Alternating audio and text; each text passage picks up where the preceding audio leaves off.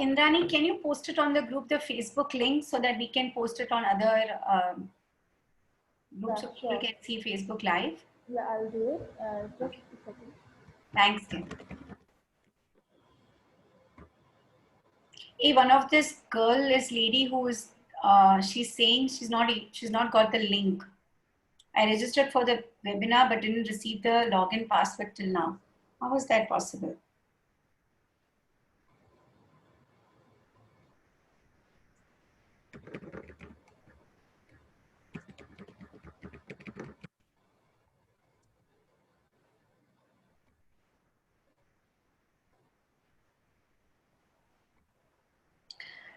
Indrani, can you kindly send me the Facebook link?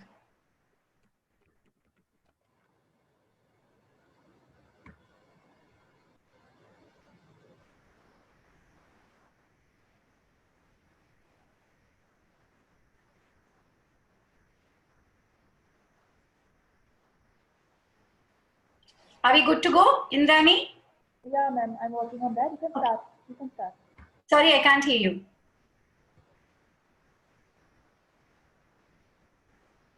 Okay, good evening, good afternoon, and greetings of the day from whichever part of the world you're joining us. A very warm welcome to ECDF Forum. Today we are discussing a very crucial topic, which is preschools, how the NEP can redefine preschools, what are the possibilities, what are the challenges, what are the assumptions. We have a lot in store to this evening. So let's have a quick look at what we are talking about this evening and then go to our expert panels.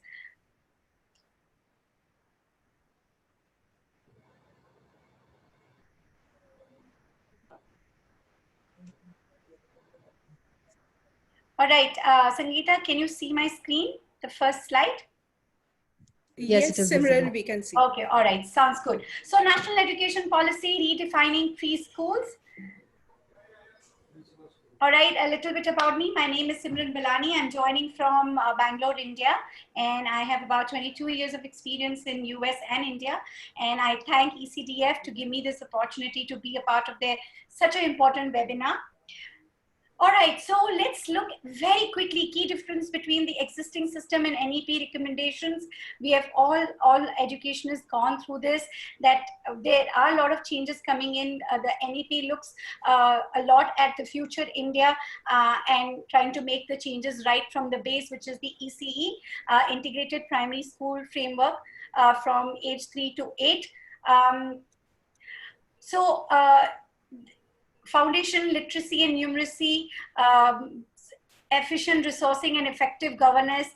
There is a lot being talked about teachers training, language, child can be taught in different languages, recruitment and deployment of teachers, service environment and culture, and restructuring of school curriculum, very important, which we are also going to look at it. So let's see, what does this NEP mean to different categories. So I'm on fourth slide, curriculum, and how is it going to change the curriculum? We will talk about it, how it's going to affect the educators, the existing preschools, parents and students.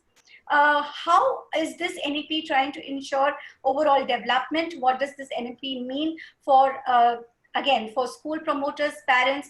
How is it going to focus on overall development of a child? Right from motor skills to emotional to cognitive, and also very important, how is it going to make sure that it is more and more enjoyable for students? It is talking about art, stories, poetries, and accessibility. So another focus of NEP is that it is proposing it to be more and more accessible to almost every child. So let's look at, and also school promoters, is the accreditation going to be important for school promoters? How is it going to work? Are we going to have a certain kind of parameters on how the teacher vacancies are going to be filled in, and how school promoters needs to be educated well enough about this NEP? So in this NEP, parents' role becomes more crucial, because now it is going to start from 3 years onwards. All right, so before I go and we talk to our panelists, let's talk about ECDF. ECDF is uh, Early Childhood Development Forum, and we are looking for members. We are doing a lot of work in this arena to make a difference in terms of reaching out to teachers, doing training programs, reaching out to parents. So if you are passionate about this arena, please feel free to reach to us for membership. This is a very nice and upcoming event. So teachers out there, this is a storytelling workshop, not to be missed. Please log into our website, or you can even talk to us on the chat if you need more information on this. All right, and what are we doing differently? We are organizing, as I said, a lot of skill development programs. We are conducting teacher training programs, a one-day carnival for children, and very important is our upcoming project where we are doing distribution of books and play materials.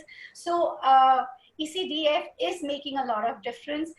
Do log into our website, and we have Dr. Vasavi, who is the chairperson here of ECDF. Thank you very much for giving us such wonderful platform and a very warm welcome. We have Colonel A. Shekhar with us, who was with us in the last NEP also. Colonel Shekhar is a soldier, educationist, leader, mentor, trainer. And as I said last time, sirf naam hi kafi hai. And we have very beautifully draped Sangeeta in a sari. She's an educationist, mentor, and curriculum developer with 15 years of experience. She has a lot of research papers published, and she's a trainer also. So Dr. Vasavi, a warm welcome. Sangeeta, a warm welcome. And Colonel, a very warm welcome to you. Thank you, Simran. All right, so let's start our discussion right away. So I go to Dr. Vasavi first. Dr. Vasavi, what are your views on how is NEP going to redefine preschools? Well, Simran, like you already mentioned in the deck, there is a new schooling system that's getting the 3 years right from the start, from 3 years. The preschool has been formalized in the sense that including pre-primary within the ambit of NEP is probably one of the biggest wins of NEP. Because till now, preschool was not, within the formal ambit of education, and parents were kind of, they used to think whether they're going to send their child to preschool or not. That was also their choice, and parents always used to prefer or think about formal education from class 1, which according to them was more important. But now, because the early years are such important, and these are the first impressionable years where it makes a lot of difference in terms of a child's personality, behavior, development, and life success, so it's very good. That is one good thing. And now in the 5, there's a 5 plus 3 plus 3 plus 4, so which is outlined in the NEP. So children will spend 5 years in the foundation stage, which is a good thing. Yes. I mean, it's going to be really good for them, easier for them, I feel, because now that that things are into more about, teaching multidisciplinary approach, where different things will be taught to children from early years. So I think that is that's a very good side. And third thing about the new vision is that for the first time, it is mentioned that NCERT will be getting the syllabus and everything done. So there's going to be a standardization. There's going to be a standardization, and that would actually help, preschools in imparting their curriculum, because there is a lot of discrepancy. There's a lot of difference in quality of what we give, there are various different schools working on different lines. So if there is a set standard, it works. Also, the draft policy includes RTE from age 3 years up to class 12. So that is very important. So right to education from the age 3, right from the start. Anganwadis will be linked to the local primary school. So these are, basically all the things that are there in the policy. And parents' involvement, as you already said, is going to be very, very crucial. And another important thing is the teacher training, because again, now we are moving away from the rote learning to experiential learning. So that way, it is very important that the teachers should also unlearn and start, relearning how they need to impart education in the earlier. So that is how I see the entire core thing of the NEP in terms of the early childhood years. Thank you, Dr. Vasavi. That looks like bouquet of possibilities for the preschool arena. I move to Sangeeta. Sangeeta, what is your view on how is NEP redefining the preschool system? We have just heard Dr. Vasavi, and like how she rightly said that NEP, as we all know by now, that it is broken up into 5 plus 3 plus 3 plus 4. So now if we take a closer look at this 5, which is again 3 plus 2, and now since today we are focusing more on this 3. So when I say that redefining preschool, so what redefining preschool actually means, redefining in terms of the curriculum, the structure. So that is what has been laid out in this NEP, because if we look into the current scenario, now we have preschools who are branded and which already follows a kind of curriculum which covers the gross motor developments and all kind of developments, the storytelling, the drama, and everything is included. Simultaneously, we also have preschools who are focusing only on teaching and writing the letters and numbers. So there is a big gap that needs to be bridged. And with this NEP and the curriculum that is being framed by NCERT, so we would be kind of having a uniform structure of preschooling, which is very much important, because this is the first foundational years as it has been mentioned in NEP. And this is where the focus should be.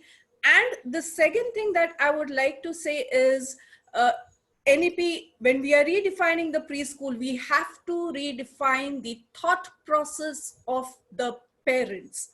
When I say thought process of the parents, what I mean here is that till now, probably parents felt that preschools are optional, preschool education is optional, and it was considered more as a stepping stone towards elementary or formal school. So what they were actually losing on, probably 6 months or a year in a preschool and then shifting to a high school or directly to a high school. But the preschool is very much important, and this is what NEP says. So there has to be a change, redefining the thought process of the parent. Like, even when you are thinking what kind of preschool you want to choose for your children, you have to see that what they are actually imparting and actually teaching in the preschool. So when you are going there, you have to find out that whether it is the rote learning process that they are following, whether they are focusing too much on learning the letters, too much focusing on counting and writing and a lot of homework. If that is what you're looking forward to, then I'm sorry to say that that is not what early childhood education is all about.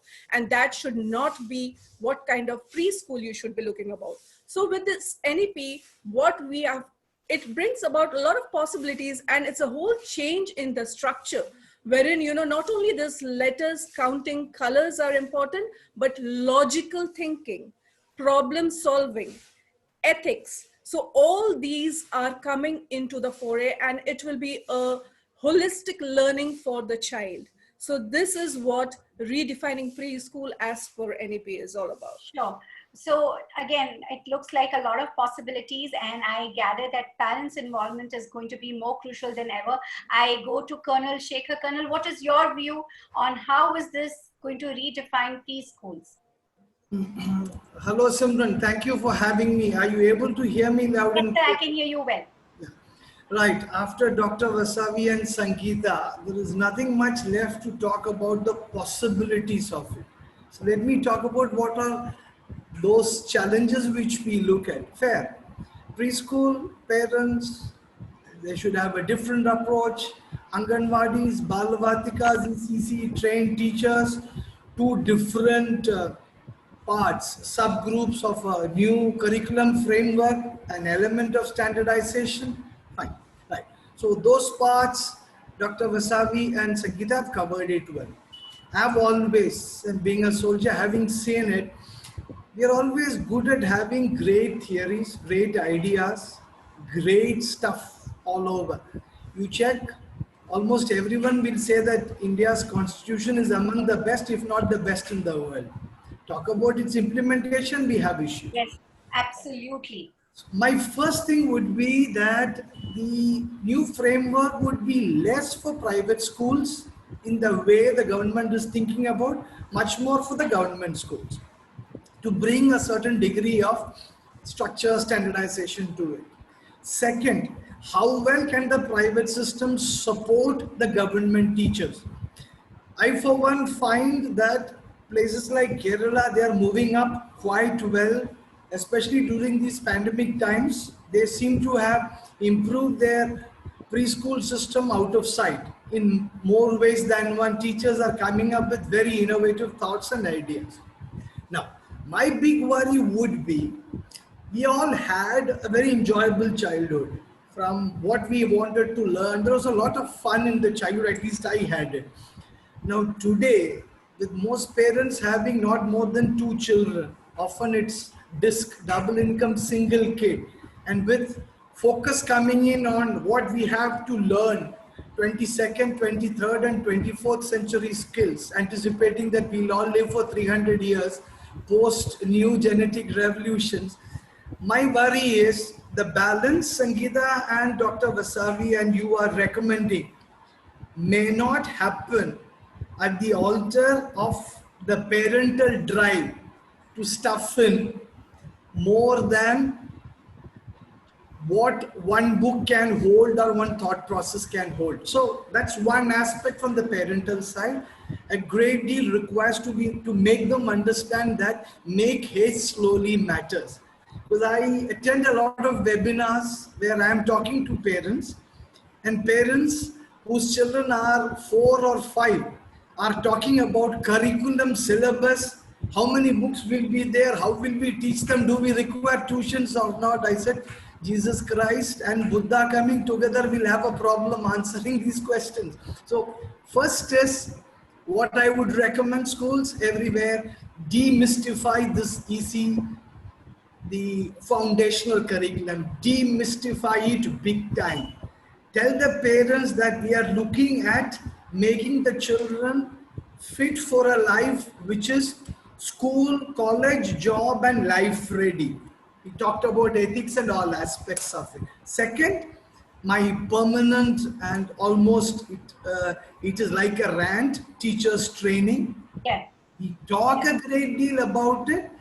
Now in this, we'll catch on to it a little later. Present COVID, post-COVID times where salaries are a problem with parents not willing to pay even regular fees.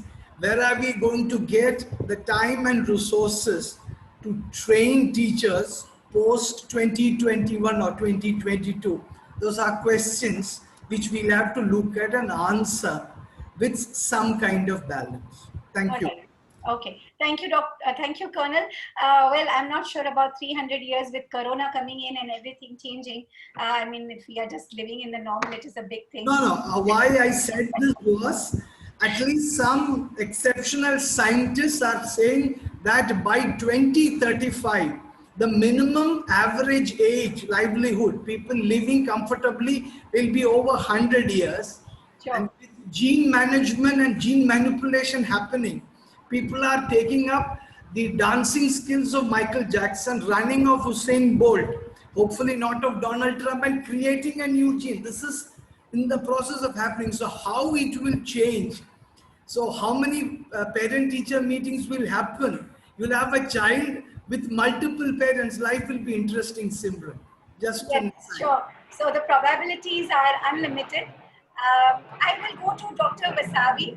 So, Dr. Vasavi, would you like to talk to us about how this NEP will affect? I'm sorry, there was an airplane going up. So I'll repeat my question.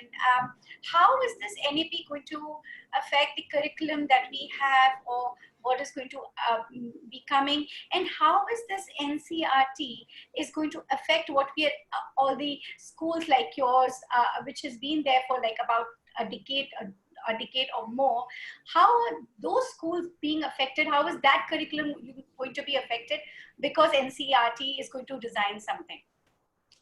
See, now when we talk about curriculum, the schools that have most of the schools, who are running a brand, or, they have a lot of R&D in developing a curriculum. And I see that whatever is mentioned in the NEP, like very rightly said by Colonel, that it's going to be applied more for the government schools, because the private schools to most extent is using these kind of, art, drama, storytelling, cognitive development, numeracy, literacy, ethical development. So when we talk about our schools, we have been doing all of these with the children since a long time. And it's like past 2 decades we have been doing this.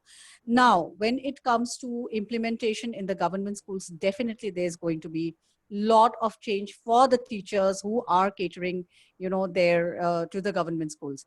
As far as the teachers of the private school goes, there is always training, there is always a need of professional development all the time. So whatever new comes in is a welcome change, and we need to, suddenly when we went online, our teachers learned a lot how to do an online class, because none of the preschool teachers were ready with online classes, because we never do it, we never think, we could never imagine. So now when the time has come, we could change to that, change that aspect of teaching. Now, another thing, when you talk about NCERT and the curriculum, it is very good, because like Sangeeta has already mentioned, there are a lot of schools who just run a preschool by the name, and they are kind of, just imparting, or they're called the conventional schools, where you read and write and you don't do much. You go to school, you learn, and it's as good as a tuition class, where children are made to read and write, but they're not engaged. So here, when NCERT gives a proper framed curriculum, these schools who have been not actually doing much with children in their early years will be bound to follow that. And that is going to be a good thing for all of us, because see, children, irrespective of where they come from, are children, and they all deserve the best during their early years, and probably, in their entire lives as human beings. So looking at that, I think that it's a very welcome step, because NCERT is going to give all these, and it's already mentioned what they are going to have, the physical, the motor development on all of it. So whoever is doing it is well and good, but all who are not following it will now be able to follow, and they'll get a proper guideline. So I think that is how the curriculum is going to change now. And if you would want to talk about the how teachers are going to impart, again, they talked about the local language, use of local language. So we have to do the three language theory, which we were talking about. We never know whether it's going to work and how it's going to work from region to region. We have to be very, very innovative how we use it. And then there's a lot of experiential learning. So teachers need to be very active in the class. They cannot sit and just, make children write. So they need to be active, they need to be engaged, they need to be very creative themselves. So in order to, engage the children in the right mood, in the right direction. So I think that is how the curriculum is going to change now. Yeah, sounds good. And there is a lot of unlearning for a lot of conventional kind of schools, preschools, as you rightly said. Absolutely, they'll be moved. They'll be jerked out of their, comfort zone, because yes, I have this experience of, talking with people who run very conventional schools, and when they say, "What are you doing? What is this Green Day about? What is this? Why do you need to mix colors and show? I mean, all waste of time. Children just need to get admitted to the elementary school." That is what they focus. So now for them, it's going to be a little difficult. Yeah. Yes. But great learning. True. Very true. And I think also it is going to be a breakthrough journey. And as Colonel rightly said, the more you look into NEP, it looks like a wonderful document. It looks like a futuristic document. But if it is not implemented well, it will not have the impact that it's planning to have in whatever number of years that it is planning. My next question is to Sangeeta. Sangeeta, talk to us with this NEP, why you feel preschools are more important than ever. Yes, surely. But I would like to just continue a bit what Dr. Vasavi was speaking right now. So she was talking about the unlearning for the teachers and how much it is important. Even we all know, and as I've just spoken, that preschools, there are some preschools which are focusing more on learning and writing, and parents are very keen to take homeworks. I've also seen come across parents who say that we don't like the preschool curriculum because there were a lot of art and craft and drawing into it.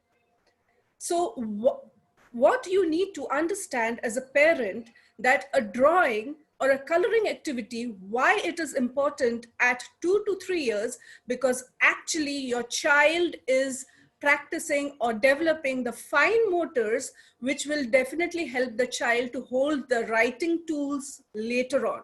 So 2 to 3 is again not the year to start writing neither 3 to 4. So it should be a lot of tracing activities. So a lot of unlearning for the teachers, a lot of new learning for the parents. And even like when I train the teachers in my school, I was just like to tell or share it with everybody that, you know, when you give a small crayon, a piece of small crayon, a size like this, what happens for children, it's very difficult to hold like this and color. So we recommend that you hold with this and you drag on the paper and color. The benefit, it gets colored faster. The child is not frustrated. The child is actually working on the pincer grip, the 3 fingers, which the child later on uses when the child is holding the pencil and the writing tool.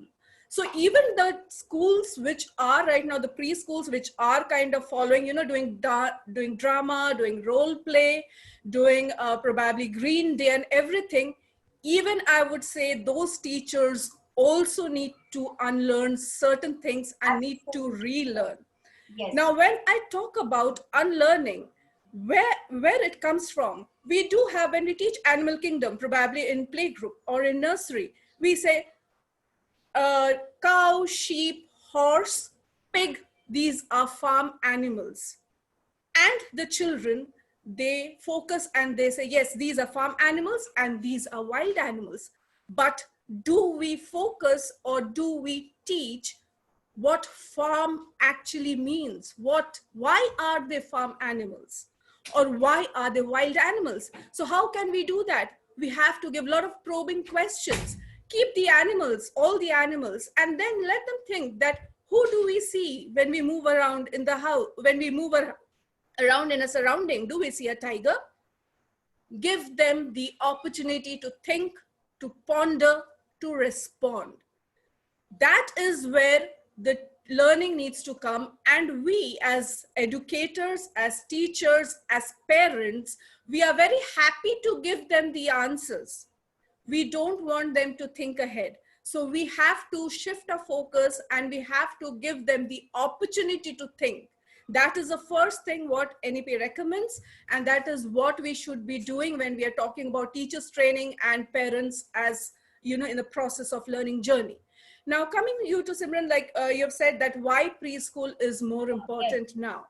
So when preschool, we are talking about preschool, why, you know, we also have elementary schools which are having pre-primary and we have preschools as well.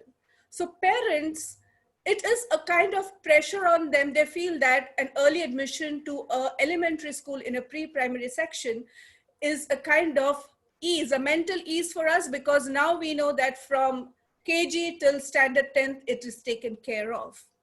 But this is what is, I personally, I do not recommend. I do not recommend. What I say is, let your child start with preschool. Why so? If I'm talking from the child's point of view, a 3-year-old first time coming out of the house has a lot of anxiety in the mind. The child cannot talk, the separation anxiety. The child reads the parent's expression, the anxious parents, whether my child will be safe or not. The child is very good in reading and the child starts crying. Then the long passage, the long corridor, and then the big school. The child kind of feels lost in the big world. Whereas a preschool, which has a smaller infrastructure, is kind of a second home. It should be the ideal first step when a child is leaving the house and starting the education, the process of education. Also, for also, you know, the high schools are not just adjacent to your house. So the child needs to travel for 20, 25, 30 odd minutes, probably in a school bus or in a vehicle. And they all feel very much, so that is a kind of pressure which we as parents, we don't realize when we are putting it onto the child. Whereas a preschool, it might be just 10 to 15 or 20 minutes away. Then the hours the child needs to stay in the preschool is shorter as compared to the longer duration in the formal school. It might be 4 hours, whereas a preschool initially might be for 2.5 hours to 3 years at the max. And then comes how the child is managed in the preschool. So it is more of, you know, from a home to a second home and then it should be to the final, the elementary school. So that should be the journey, which I ideally should think that should happen. Yeah, thank you, Sangeeta. And this is a very, very crucial part. There is a lot of science behind why preschools are in different neighborhoods. The idea was that the child doesn't have to travel so much, or doesn't feel where, how, what I'm doing, because it is their first step away from home. So the preschool has to be more nearer to the neighborhood, to the house. The travel time has to be less. And yes, I mean, the big structures, of course, I mean, imagine being that small child and being lost in that big structure.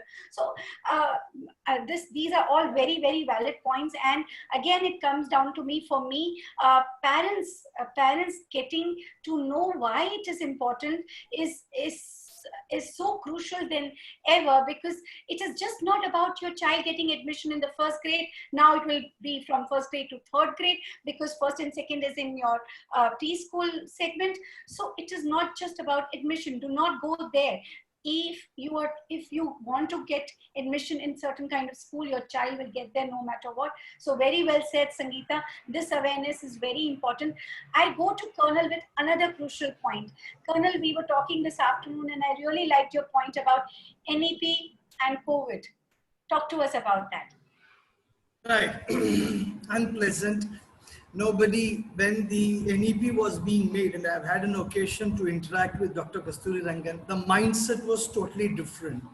Nobody ever thought about a pandemic of this nature and the way it is. You are in Bangalore, you would agree that well over 250, 300 preschools have just vanished into thin air. There has been no sustenance. Yeah, and I am in one of the preschool entrepreneurs group, where I have not now, but initially when those women were closing, I have seen their struggles. I have seen how they had to battle even to move out their things. Yes. Right.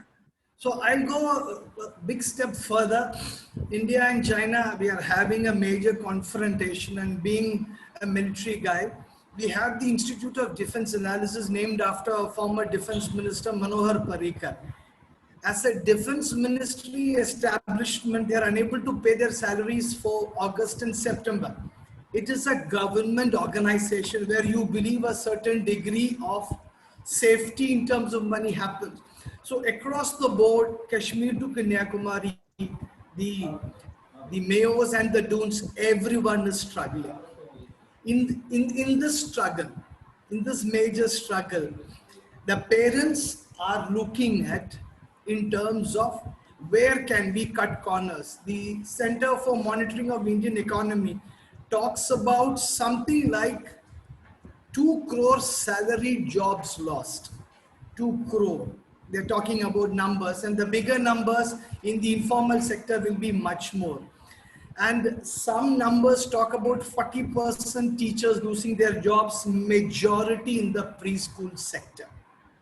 So, one, the preschool sector has had a certain degree of quality to it, as both the ladies, and I'm the only man in this group, so I'm scared, but as both the ladies and you talk about, there has been a certain degree of quality with the private system. Rightly, many of them have been tin pot preschools.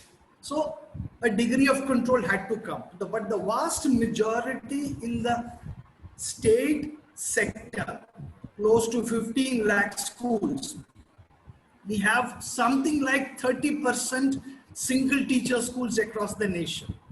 Now from there, with this COVID situation where state governments are unable to pay salaries for 3-4 months, 6% GDP, even Goddess Saraswati and Goddess Lakshmi will have a problem handling it. Nirmala Sitharaman is talking about God's creation.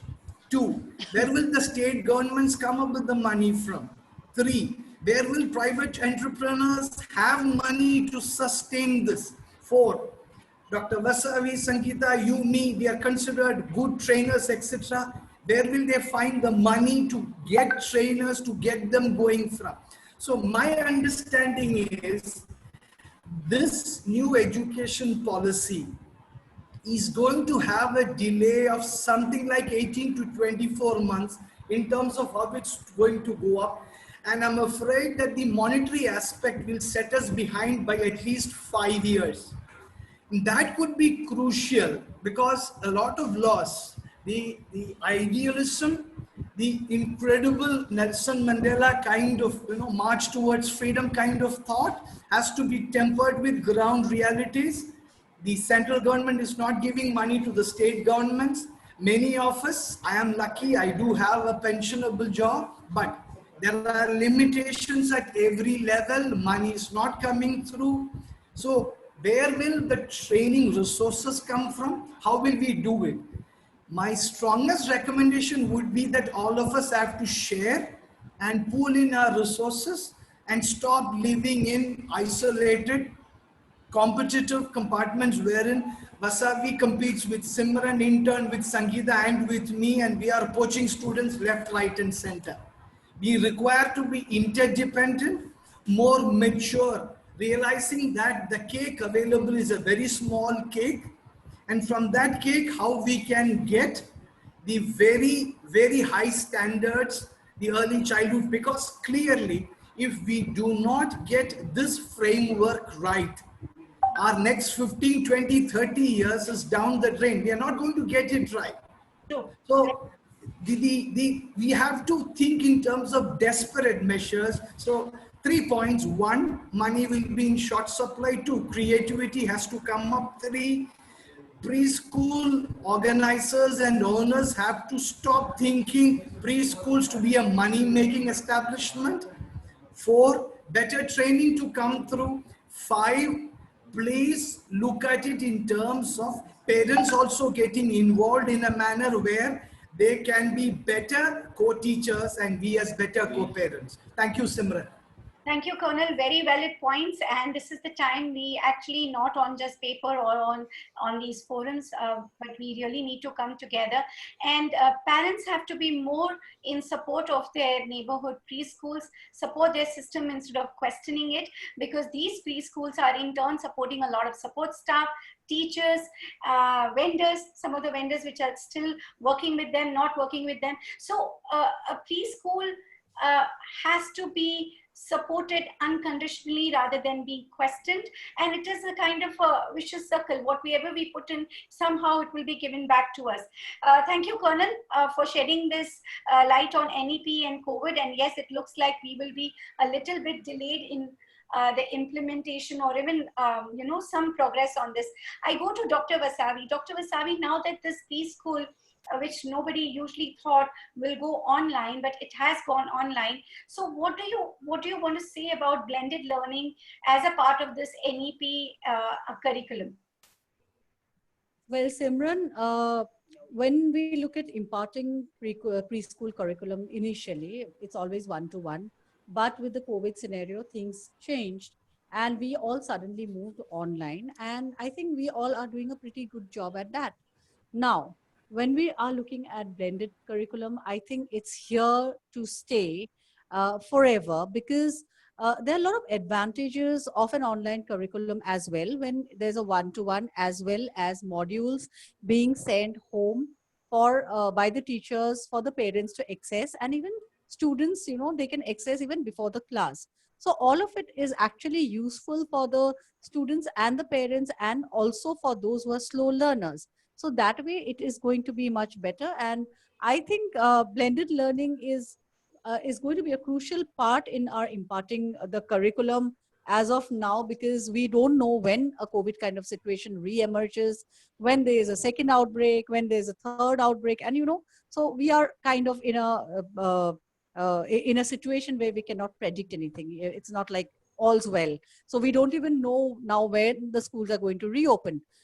Even the high schools, leave alone the preschools, because they are even younger. So parents and everybody will have a fear to send them to school. So let's just keep it at blended learning for now. I mean, blended, this is going to be remote learning, and then we convert it to blended learning where they are coming. Yeah, Colonel, you want to add something? Yeah, I wanted to add something. I have just now made and popularized a course on blended learning in 4 steps, and have spoken to a lot of teachers across the board, whichever way it is. blended learning at the preschool level is a significant challenge, online or otherwise. The number of questions, the number of things the preschool teacher, I believe it's much easier, grade 7 and above. The preschool teacher, blended online or any which way, she requires significant, consistent, and repetitive support to make this successful, because it's a long, hard haul, and where the challenges are happening in terms of getting the right learning outcomes, that's where we have some way to go. Just wanted to add. Yeah, sure, but the thing is, see, we all preschool educators, we were not knowing that we will be successful in running a kindergarten, running these preschools online. And today our children, I'm not saying they are 100% it, but they are at somewhere. So blended learning will also take some time, but if we are focused, we can definitely get some results on this. The only point is, that's true. You have to do 3 times the effort for something like 50% of the result. So there are a lot of, huge gaps at it. I am not concerned about what we are doing now, because I believe the teachers are doing a fabulous job. They are truly the people who have made this run within 72 hours of the system. My worry is whenever the academic sessions start, and we are already seeing it, I speak to a lot of principals, they're all worried about when the next session starts, we might have to cover 18 months of curriculum in about 12 months or something like that. There will be learning losses. There will be dips. No, there's definitely learning. There'll be learning losses. At the early childhood level, that's all I'm flagging. Combined with the excellent point you made, blended learning is here to stay. Yes. My feedback regarding blended learning is the struggle teachers are going through getting it right. That's all I say. Yeah, so we need a lot of support in terms of online delivery, number one. And number two, because already children have lost a lot, in terms of, because now that we are in our private schools, we are doing online, we are sending through WhatsApp, we are doing different modules. So blended learning also includes, those modules. It's not that it has to be online where children are sitting and assessing the net and thing. It can be a module which is later, at their convenience, they see it. But then the teachers have to be extremely well trained to prepare those modules, to make them interactive, to make them fun. Now, when we have lost this amount of time, it's almost a year that we are going to lose. And if we can give them some additional support through these modules, if we prepare them well and give it to the parents, where their parents can, let the children have an access, I think it's going to be a good support for the children as well, in terms of whatever they have missed. But definitely there's no guarantee. Like, when you miss sleep, you can't sleep some extra hours and make up for that loss. I mean, what is loss is loss. Lost sleep is also loss. So lost education is also lost. But still, there are opportunities where we can do. And this is a way we have to explore. We have to enable the teachers and, create the capacity to be able to make such, curriculum, which is like this, because we don't know what we are going to face. So say, Colonel, in the next 2 years, again, we are, faced with a situation which is, say, worse than COVID, and everybody sits back home. In that case, again, we have to go online. So why not train the teachers now, get it ready, get it correct, get it right, and then, probably be all well. I'm with you for that. Totally. I'm all with you. And my only concern I'm flagging is, from what I see, I am extremely worried about what a year later, the studies which we have seen are talking minimum 30% learning loss. 30% is huge, and that they are looking at it for the children who are average or above average. We do have a large number of children who don't, and I'm not talking only about the early childhood going ahead. I'm concerned, and principals are beginning to really get hyper about it. So I just flagged this in this context. Thank you. No, it's absolutely correct. But now we have to train the teachers and even the government schools, where they need to, because now all those schools are off. In most of the states. I don't know about the other states, but at least in the Northeast. So how are they going to? So these children I have lost completely. Our children, coming to the private schools have at least gained a 50% say, if not that 100. But so I think, we need to change every year, every time we face we need to change, and we need to, that is what we need to reinvent. Now the teachers need to reinvent themselves and look at teaching as at a different level altogether. It's not that same thing. They can't keep on talking about the same thing. So reinventing, it's for the parents, it's for the teachers, it's for us, it's even for the children who never used to have online classes. So now is the time, in this time, to reinvent yourself. Yeah, I think I've answered you, Simran.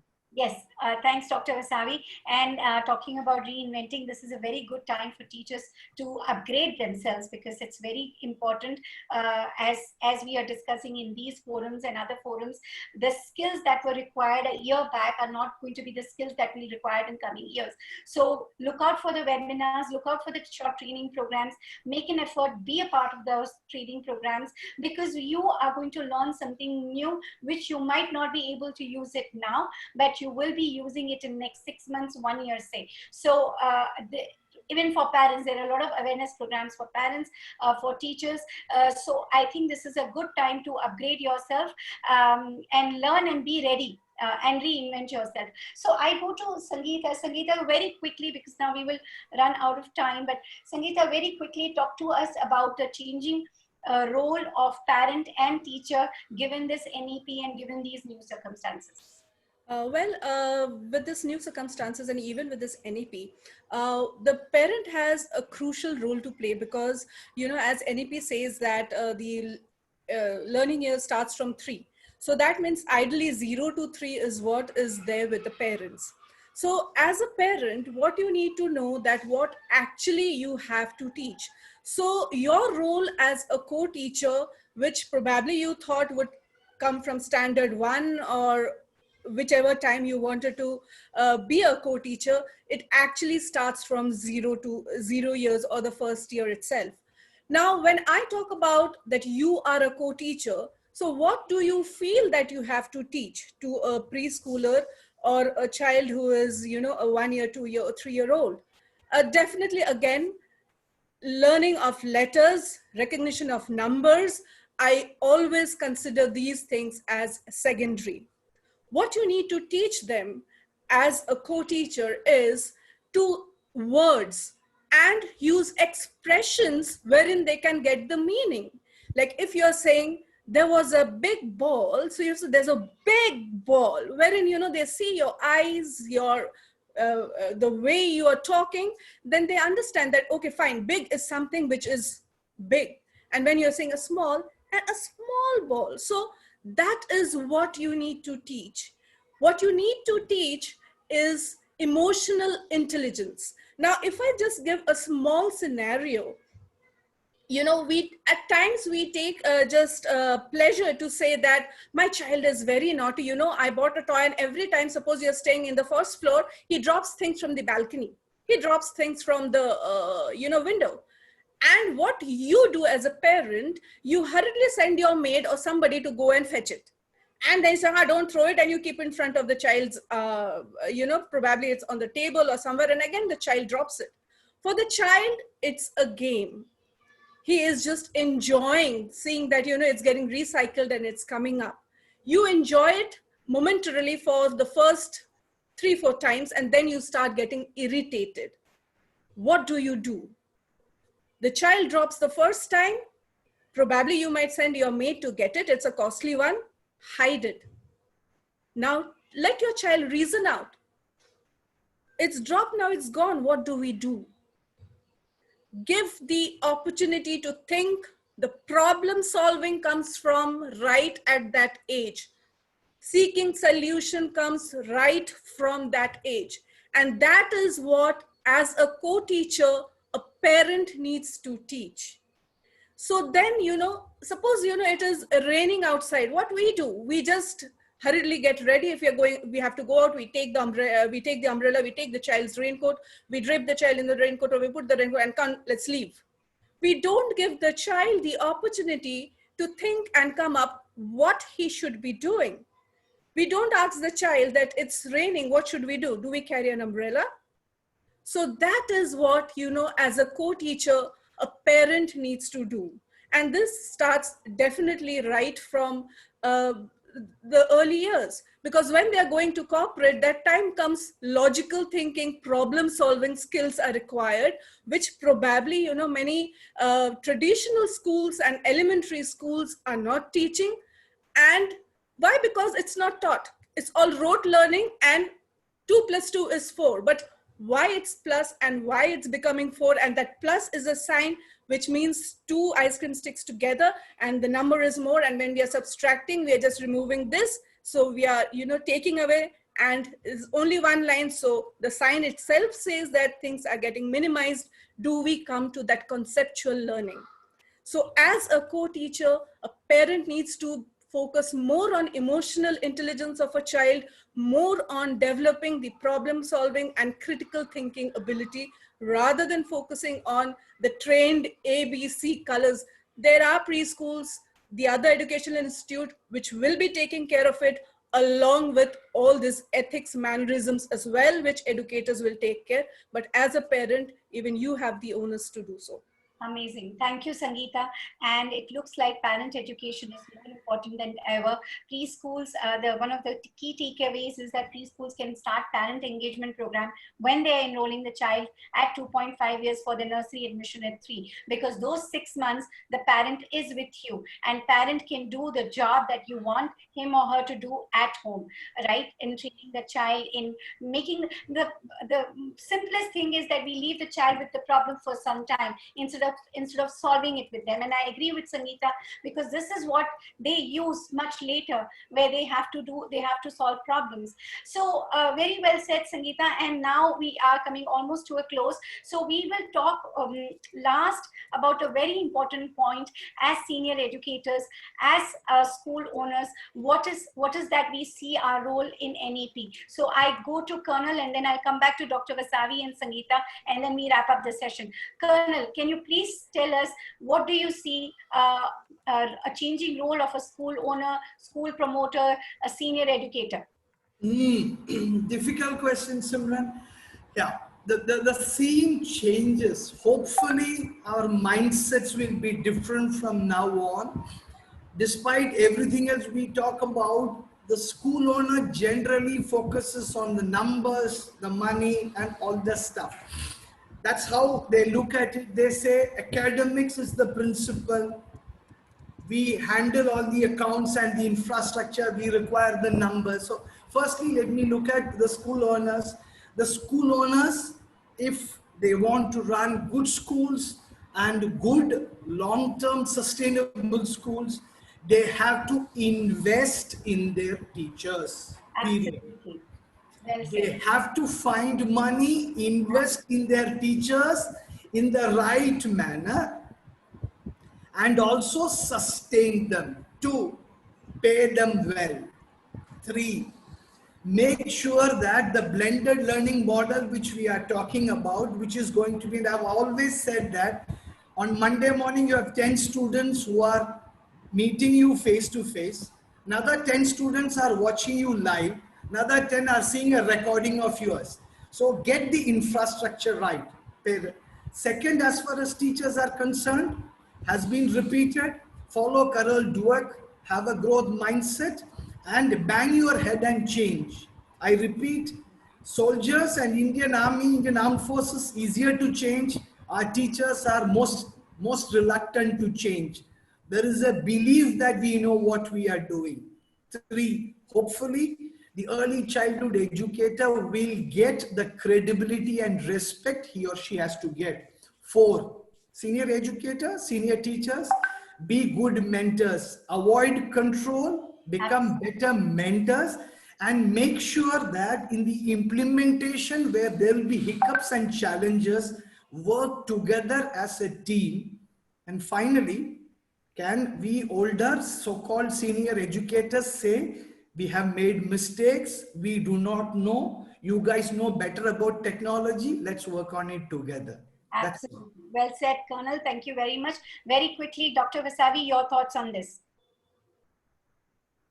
I think I have a network issue, so I'm just getting, can you hear me, Simran? Yes, I can hear you very well. Do you want me to repeat the question? Yes, please. Okay, so what according to you will be the next thing that school promoters, educators need to do with this changing preschool era and this new NEP coming up? Well, Simran, I heard bits of what Colonel Shekhar had said, and I agree to him completely. And also, the spoon feeding that happens all the time, because we kind of, it's like we know it all, and we try to, spoon feed our children, we spoon feed our students. So everything is made for them. They are not made to think about it, like Sangeeta has said. So we have to do away with that. We need to really, really involve children in their own in the world, the way they perceive, and try to understand and give them that liberty, of perceiving the world, to understand, to explore, and not spoon feed and kind of tell them this is this and 2 + 2 is 4. So that's a major change that we need to do. And then conceptual learning. So for that reason, again, the teachers need to have very good concepts. The teachers need to be very well trained in soft skills to get across their lessons, because it's not much about, in preschool it's not too much about academic. It's all about love and learning and initiation. So here the teachers need not stop the children at times, and you don't know, I know this should be red and this should not be blue. So like we said, the sky is pink, so anything is possible. So that way we need to change our mindsets. Then comes the parents mindset, where parents who are all the time competitive, most of the time, I mean, not all, and not all parents, but most parents are very competitive. They think that preschool is a time where the child needs to start showing the talents, become the number one. So let the children enjoy their childhood. And now that the government has given us 5 years to do that, why actually put all this struggle into the little minds? So we need to change our whole concept. And I think in the 21st century, because things are changing at a very, very fast pace, we have seen so many changes happening so quickly. So we do not know what kind of career my son or your child or somebody's son or daughter would be taking up, and getting them ready now. We need to get them ready only in the social skills, so that they can completely keep reinventing themselves from time to time, because things are going to change. There's an automation revolution coming up. There'll be a lot of job losses, a lot of things. People have to rethink what they need to do. So doing it at 40 years, doing it at 30 years and 15 years, all of this needs a very good emotional grounding. So we need to give that to our children now. So for that, no competition, no overt and comparisons. All this is going to give the child an emotional grounding, where tomorrow, if there is a problem, they can think, okay, now this job is not there for me, I can do something else and I'm ready. So that is very important, to be put into a child now. So I think we have to keep it like that. Yes, absolutely. Thank you, Dr. Vasavi. And it seems like we school promoters and school owners or educators or who have been there in this field, we should be ready to learn, yet be the mentors that we are required to be. Very quickly, your thoughts on that, Sangeeta. Yes, so like how Colonel said and Dr. Vasavi said, so I do agree with Colonel that it's easy to change soldiers, but it's very difficult to change teachers. And as I can say, at least somebody agrees with me. yes, and then also, like, as I read the chat, I can see Kathy, who says that we have heard the helicopter parenting, lawnmower parenting. So yes, we need to come out from this. So to wrap up quickly, I would say that yes, the change is first important in the parents as well as the teachers. If the parents are not forcing the teachers in the preschool, who at times now are in their hands, and they say, okay, fine, let us, ma'am, give them homework and let us make them write more, because that work makes the parents happy. So the parents' mindset needs a change. We give all the solution to the we give all the solution to the children. So that is where we need to change. We need to let them grow in an environment where they will have the possibilities of thinking, and this comes from home, this comes from preschool, and this is what is the change that we are about to witness in NEP as well. So a change in how we learn, and this unlearning is not only for the teachers, it is also for the parents. The parents also need to do a lot of unlearning. Sure. And parents, This is where, Sangeeta, I have the biggest worry with lesser schools available, more parents being considered customers, we tend to do what the parents want us to do rather than what we Absolutely. should do. But That's a huge challenge over the next couple of years. Yeah.